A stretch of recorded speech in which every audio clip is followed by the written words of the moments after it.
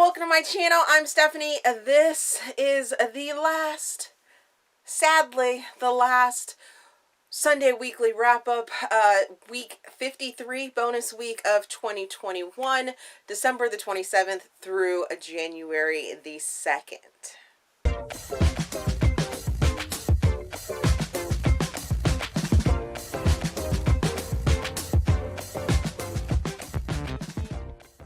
So please do not get discouraged by that intro. Yes, it is the last weekly wrap-up, but it's not the last weekly wrap-up that will be recorded. It's not the last video for my channel.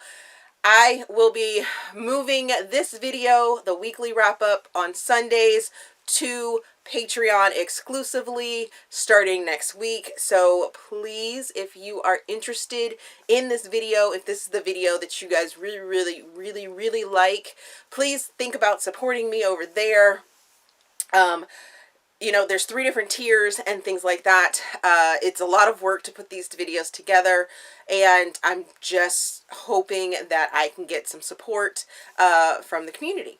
I will still be continuing to run videos on Tuesdays and Thursdays for free here on the YouTube channel as well. So either way, it supports me. Even if you stay on just the Tuesday and Thursday videos, I am monetized. So watching those helps me out just as much as if you were to become a Patreon. Although being a Patreon helps me out a little bit more and in a larger fashion.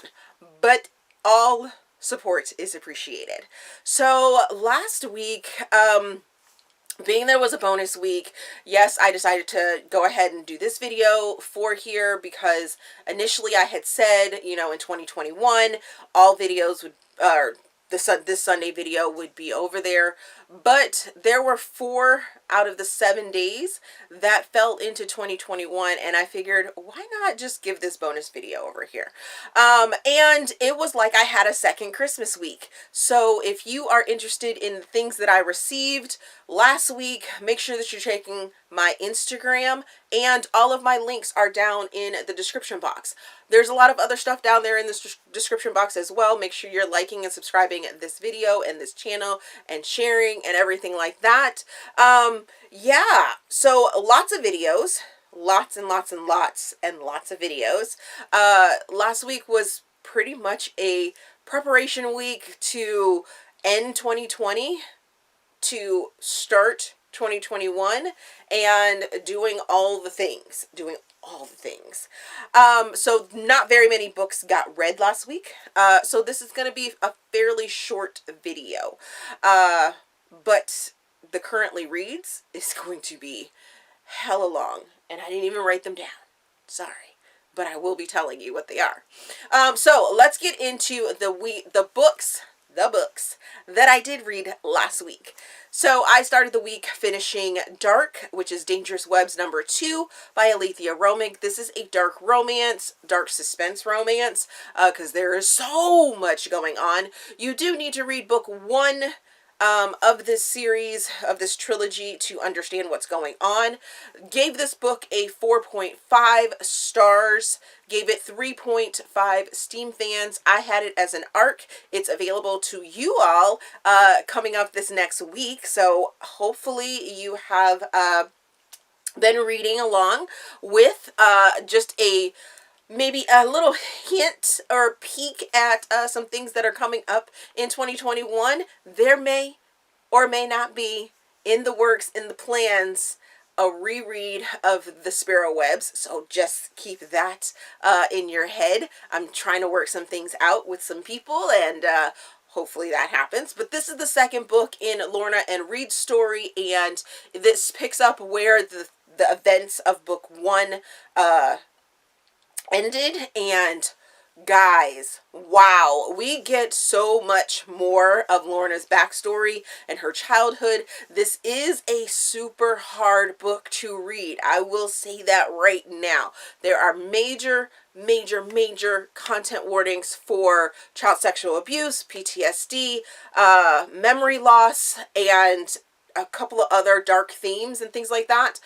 But whoo, Oh my goodness. And it is aptly named because Reed has to fight what he's going through with Lorna and trying not to get pulled into the darkness. And I absolutely loved it. But like I said, it's a hard book and a hard section of the story to read. And whew, whew.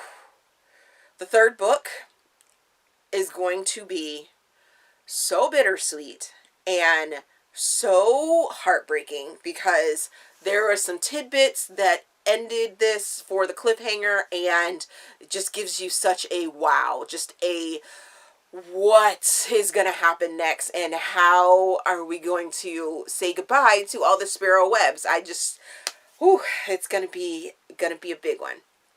Next, I finished Shadowlands, Sector number 3 by Mila Young. This is a paranormal romance, post-apocalyptic, reverse harem story. I give it 4.25 stars. I give it 3 Steam fans. I read this as an ebook, and this is dealing with Mira. Why did I say Merida? Mira, Deucin, Lucin, and Barthel. I think I say his name right, but the 3 of them, this picks up where the second book ended, and this is them figuring out how to make things happen and change the world.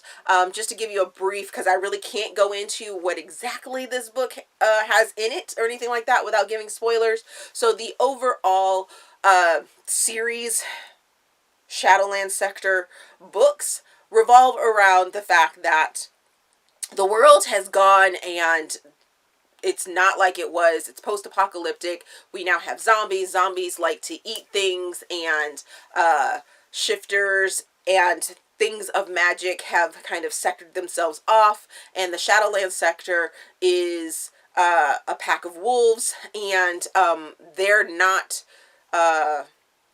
immune to a zombie's bite. So if they get bitten by a zombie, they do die. And there's some underlying things going on. There's a power struggle going on with Deucin and his brother. And I really enjoyed this one. I do wish there had been a little bit more sexy time between them, but at the same time, it still worked out really, really well. There's a hint of a new series that's coming from Mila, and I am excited about that one. So that was actually the last book that I read in 2020.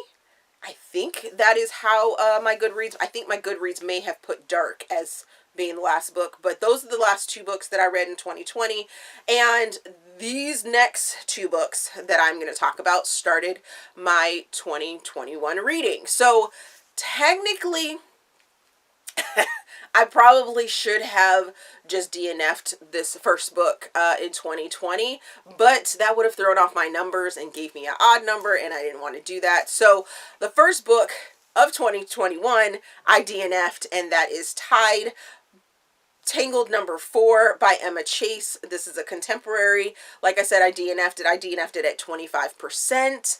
I would give it 1 star, because it just, yeah, no. Give it 0 Steam fans. I didn't find the sexiness or the sexy talk that was talked about in the beginning of the book, in that first 25%, to be sexy at all. As a matter of fact, I found it to be very annoying and kind of male, I don't know if I would say misogynistic, but just annoying. Just, This goes back to Drew and Kate. They are planning their wedding, and it felt very, I am man, you can't do anything without me, but, you know, Kate's supposed to be this independent kind of, like, woman. I will say that I did go and look at some of the reviews for this book, and so many of the reviews happened after the release of the book, and the book was released in 2014. So I kind of feel like for 2014, the feel of this book probably would have lived up to those stars and everything like that. I don't know, and I can't say that if those people that gave it 5 stars or 4 stars or whatever, that finished this book would reread it now. I don't know, and what their feelings would be or what their experiences have changed or anything like that. But me reading this now in 2020, 2021, I read the, 3 other books in 2020, and I wasn't particularly like hyped about them then. And this one, yeah, I think there was a gaze of 2021 and what the themes of 2014, what the themes of 2014 were, and all the hype and everything like that. So yeah, no, this one didn't age well, at least for me and my other book related views and things like that. And to finish off last week, I finished with a good one. Hallelujah, thank goodness. And that is Sweet Talkin' Lover, which is Girls Trip #1 by Tracey Livesay. And I placed this in contemporary. I give it 4.5 stars. I give it 3.5 Steam fans. I read it as an audiobook, and I don't know why I read it out of order, because I read Like Lovers Do last year, and I was supposed to read this one and that one, but I only read that one. Now I'm reading this one, and I'm just so glad that I was able to read it, and it brightened up my start for 2021. This one follows Kayla and Wyatt. Kayla is part of a huge company that has to go and reevaluate a factory, and they're planning on closing down that factory. However, Kayla goes in because she has like a slip up, what have you, and this is another interracial relationship. I loved the talk and discussion about interracial relationships, and she has to move where the factory is to evaluate it, whatever. She's supposed to spend a couple weeks there. She's supposed to move there for a couple weeks to get the evaluation. Once she gets there, she finds out the person that she needs to talk to isn't going to be around. So the mayor, Wyatt, shows her the town and kind of gets her ingrained in it, and shows her that, the town is worth saving and he's worth taking a chance on.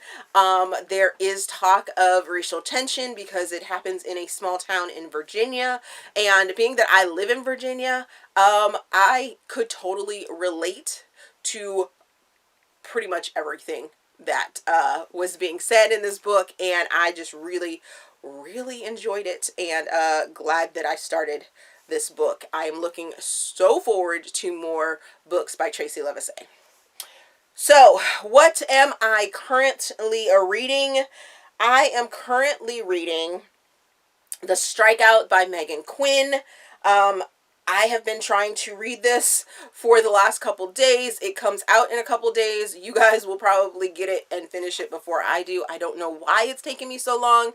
I like Holt as a character, and I'm enjoying the banter between him and Harmony. Now, it's part of a book that was put in an anthology. It's called Team Player 2 Anthology. It's a bunch of sports romances and things like that. This story was actually first seen there, but this is the full out story or full novel of the story versus that one being a novella. So if you've read the Team Player story and you start this one and you feel like, oh, I already know these characters, or I've already seen some of this type stuff, yes, that is true, but this is their full story. Like I said, I'm enjoying it. I may not be in the mood for a sports romance right now, but that's okay, because like I said, last week was all about closing down 2020 and opening up 2021, which is just fine.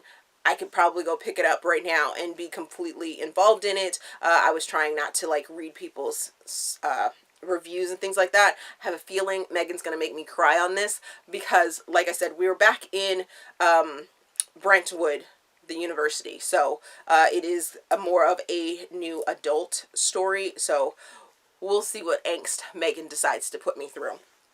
I also received my copies of the next 5 Salvation Society books. I'm super excited about that. I was a little worried because I think I saw the announcement for them a little late, but I got my request in to read them, and I'm super excited to do that. I will put the book covers here, but my copies of them, I don't have the authors' names to go with them, so I'm sorry about that, but I will match them up. So I have Absolution, Trouble, Fractured, Scorched, and Ruined. That is the next 5 by those 5 authors that you see on the covers, and I'm super excited about it because the Salvation Society is so amazing. If you didn't know, Corinne Michaels has this series called the Salvation series, and it has 5 books in it. She allowed it, according to the list now, it's like up to like 50 or 60 authors now to play in her world. So we have lots and lots of stories coming, and like I said, last year I read 15 of them. This is the new set starting this year, and I am so excited for them. So excited for them. I believe they come out January the 10th or 11th time frame. So you guys, if you are a patron, will probably see those reviews as well. I also have a art copy of My Way to You, which is the last book in the Love in Everton series by Fabiola Francisco that I get to read. Super excited about that. It's going to be another bittersweet ending to a series, but that is okay because I don't believe we've met the couple in this book, and I love the Love in Everton series, so I'm excited to see some fresh blood to be surprised by. I'm really looking forward to that. Let's see. Is there anything else in my list that I need to tell you about? I'm sure there is, but those are the books that I will be reading next week and in the upcoming weeks. If you're following me on Instagram, you'll probably be more apt to see like mini reviews and things like that. Or if you're a patron, you'll get to see the weekly wrap-up video. I think that is all. Let me know down in the comment section if you have read any of the books that I have just talked about, or you're excited to hear about any of the books that I have coming up. Keeping lines of communication open. Like I said, I release videos here on the free YouTube channel on Tuesdays and Thursdays, and then I have the exclusive weekly wrap-up on Sundays over on my Patreon. A good suggestion is to, since there are 3 tiers, you could always start on the lowest tier, see if you like that, and then move up to the other ones, because I am offering different layers over there for different things. I think that's all. If you like this video, please give me a big thumbs up, subscribe to the channel. Also, there is a feedback form down in the description box so you guys can help me improve my channel. All my links, my Ko-fi, my PayPal, my other socials for Patreon and Instagram and everything like that are down in the description box. My Amazon wish list is down there. Yes, the big bad Amazon. I know, but I'm still gonna use them.